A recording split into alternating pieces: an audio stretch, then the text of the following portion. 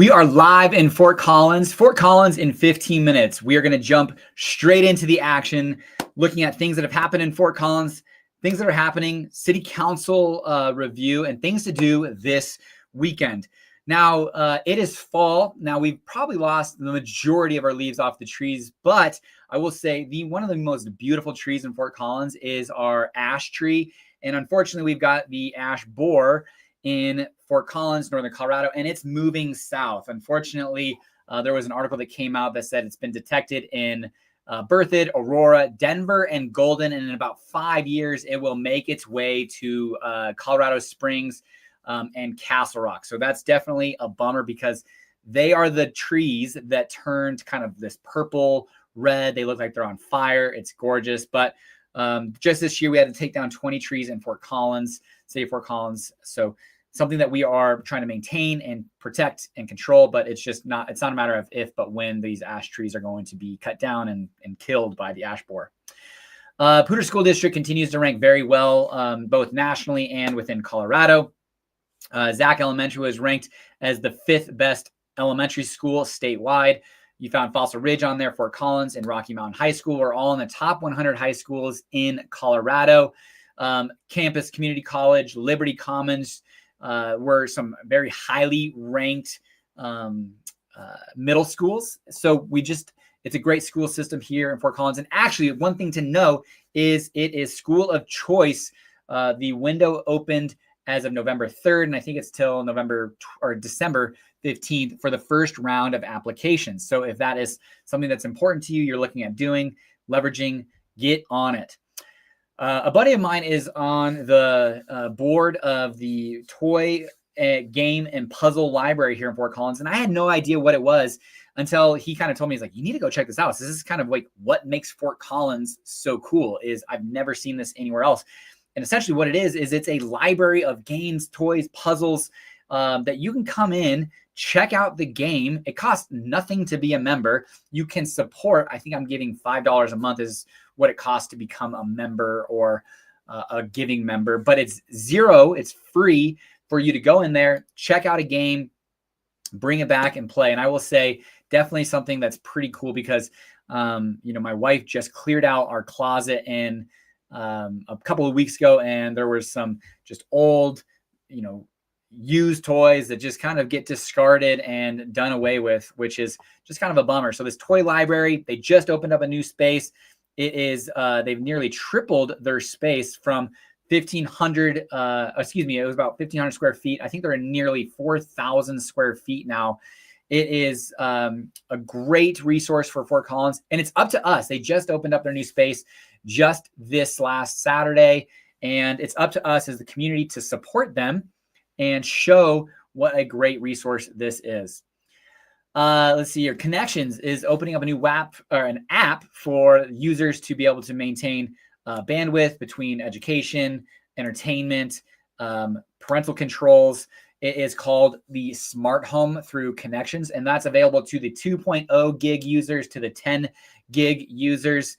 Man, I will say I am pretty ignorant to the capabilities of technology. We're setting up our warehouse for internet, and we've got different wireless access points, logins, security, all done through an app. And I was kind of like, wow, I had no idea that you could do this. But Fort Collins Connections, our local utility provider of internet, now has the Smart Home app that you can log in, and have some of these controls over.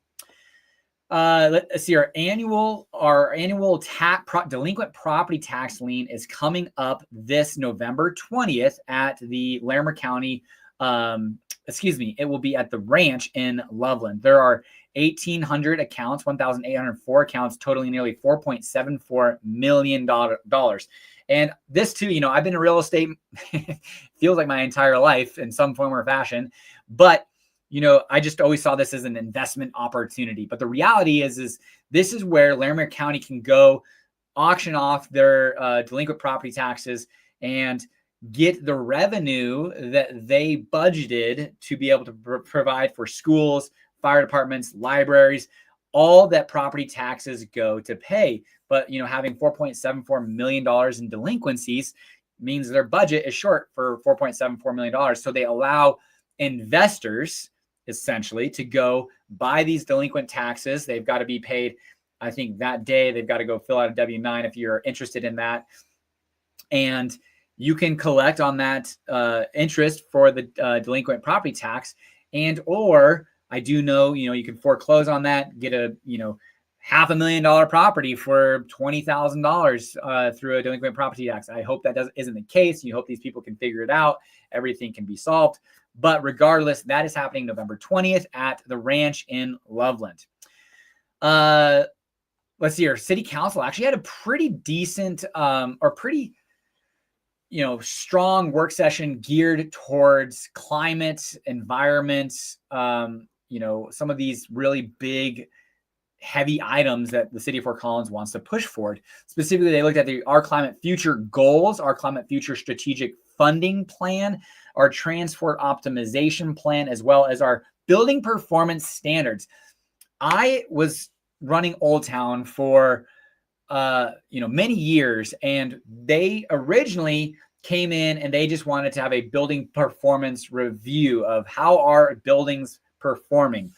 So we had to provide them access to our utility information, water, gas, electric. Different sized buildings were required to provide that information, and we did it. And lo and behold, fast forward, this would have been, that's probably 2017, 18-ish that we were starting to give information to the city of Fort Collins, and they've been talking about building performance standards for years. So I'll get into what that is, and also kind of how the city council is looking at doing it. But our climate future goals, we want to have 100% renewable electricity by 2030, but a 80% reduction in our carbon emissions and carbon neutrality by 2050. And we are actually on our way for this. We are doing pretty well, especially if you look at, neighboring cities, especially kind of the star cities like Los Angeles, Seattle, Salt Lake City, Denver, for energy efficiencies. We do very well with how many megawatts we produce per capita in comparison. But that is our goal for Fort Collins and how we are going to do it. Black Hollow Sun Project just came online, phase 1. Phase 2 will be beginning. I believe that's like a 1,400 to 1,700 acre solar facility out by Severance, Colorado. So they talked about what our goals were, and then kind of led into our strategic funding plan for the next 15 years. And there are 13 big moves that we want to make as a city, but essentially have to figure out where those funds come from. And that being said, there could be some options for updating buildings, updating houses, our energy plan. We have a compost facility that, if voted on, which today is obviously, our election day, and there is a big community capital improvement project tax, 25-cent sales tax, that if approved could go to fund this composting facility. It's a $7 million facility, or excuse me, it's a $7 million contribution to the city of Fort Collins, because what we're trying to do is get a region compost facility. So it could be anywhere between like $15 to $20 million, but we want to have Loveland, Longmont, Timnath, wherever, have access to it. So have a regional facility, of which the city of Fort Collins contribution would be $7 million. If they build it on their own, I think they could build a facility for $7 million is what their hope is, but it'd be obviously scaled down. Let's see here. It was interesting listening to Kelly Olson, because he was like, how do we have a 2050 tax that's giving roughly $5 million a year towards climate, and it's been in play now for 2024 and all of 2025, but yet we're just now getting to these kind of funding goals for the next 15 years. And some of these goals aren't going to be funded for 5, 6, 7 years. And there was just some frustration about how slow things went, specifically, how fast, the rawhide facility was built comparatively to the composting. And Jenny Arndt goes, well, composting is something that the citizens themselves can do, which, by the way, if you're interested in composting, the Compost Queen and the city of Fort Collins are currently doing a pilot program. There's about 100 spots available for this pilot program. You've got to go on and apply. You get a reduced rate for this pilot program that shows what compost we're producing, creating for the city of Fort Collins. But she said, you as an individual citizen can compost. Nothing's restricting you from that. But we as a community need this power generation rawhide plant. So that's why how fast that can move into development, construction, and into basically day-to-day operations comparatively to something that we as a community can do ourselves. Transfer optimization plan. I do want to show this. Let me show my screen really quick. Alrighty, so this is the compost facility, by the way, $7 million after about 5 years.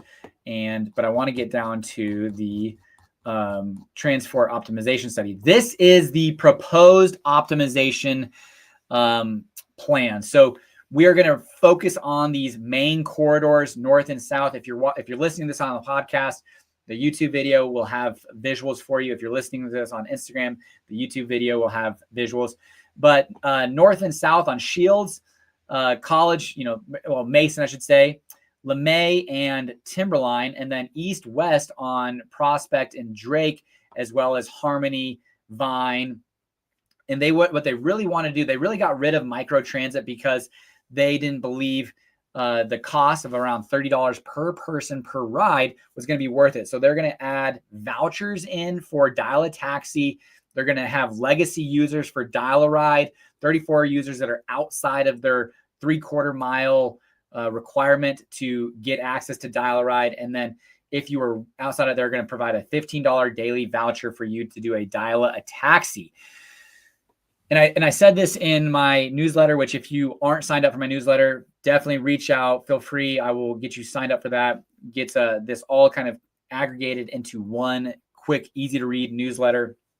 But essentially what it talks about is like, hey, we need to get back to a economically feasible public transportation system before we expand into other ideas and options. So this looks like it will be adopted and moved on with first reading, second reading here shortly. Okay, we are continuing on. And where'd it go? There we go. And finally, the building performance standards. Again, I talked about this a little bit earlier. We provided a lot of information to the city for our buildings of specific sizes, both multifamily and commercial. And then they came out and said, all right, now we want to provide, this is one of the best things that we can do for our city for carbon neutrality, about a 5% to 7% lever that we can pull to help become more carbon neutral, reduce our carbon emissions is our building performances. Do better heating and air conditioning, new windows, new lights, new toilets, all of this planning to reduce our carbon emissions as a building. And it could cost anywhere from 15 cents per square foot to like $14 per square foot. So from a few thousand to a couple $100,000.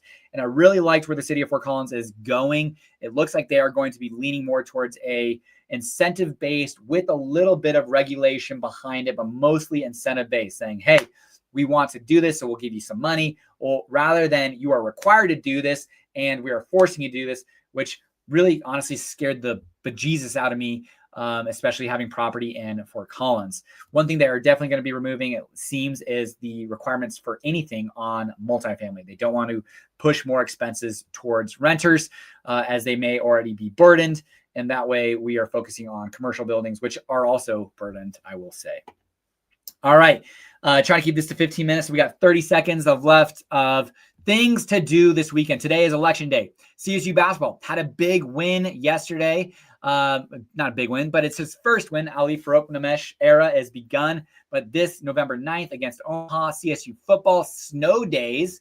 So dress in white, it appears, but the snow days at CSU this weekend. But CSU versus UNLV, November 8th, 7:30 p.m. at Hughes Stadium. Snow days at CSU, November 7th through the 9th. First Friday Art Walk this Friday downtown. Downtown holiday lighting ceremony. Get out there, enjoy the flip of the switch. November 7th, 5:30 to 7 p.m. downtown. Dr. Kaboom at the Lincoln Center, Sunday, November 16th at 2 p.m. Get your tickets. Winter's Farmers Market every Saturday at 10 to 2 p.m. It is fun. It's indoors. Go shop. Go support the toy and game puzzle library. But that is going. School of Choice registration is first round began November 3rd, open till December 15th for the first round. Colorado Eagles versus Abbotsford, November 7th at 7:05 p.m. But there are some major things on the ballot this year. I will go over just a couple more seconds. Taxes, community capital improvement tax, natural areas, how Hughes will be used moving towards the future. I myself am a multi-use kind of guy. Mayor race up today. City Council District 3, 4, 1, 3, and I don't know. There's another one. And then we've got some school board seats that are up. Statewide taxes, Larimer County taxes for both streets, 15-cent sales tax, 25-cent sales tax to support the kids, preschool teachers, and funding and things of that nature. So get out there, vote. Thank you for listening. And until next time, everybody, have a great day. Join me at 2:30 p.m. today for the real estate market update live. Have a great day.